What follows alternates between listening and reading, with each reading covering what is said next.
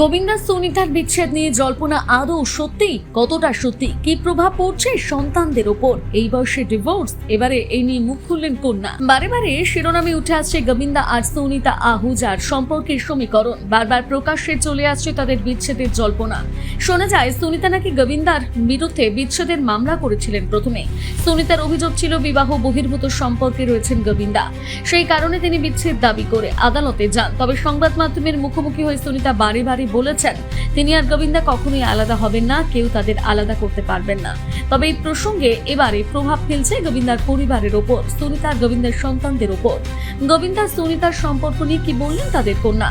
গোবিন্দা সুনিতার একমাত্র কন্যা টিনা, তিনি অবশ্য ক্যামেরার সামনে বেশি কথা বলতে পছন্দ করেন না। তিনি বলেন, আমি ছোটবেলা থেকে এসব দেখছি, বাবা এবং মাকে নিয়ে বহু ধরনের গল্প তৈরি হয়েছে। প্রত্যেক বছরে একটা না একটা নতুন করে গল্প শুনি আমি, এগুলো ম্যাগাজিনে ছাপা হতো আর তারপর এখন ইন্টারনেট আসে, সবাই মোবাইলে করে, কিন্তু আমিও তো একটা মানুষ। স্বাভাবিকভাবে অধিকাংশ কথারই কোনো সত্যতা নেই, অধিকাংশ কথাই বাড়িয়ে বলা হয়, বেশিরভাগ সময় কথা টেনে লম্বা করা হয়, তখনই সমস্যা হয়।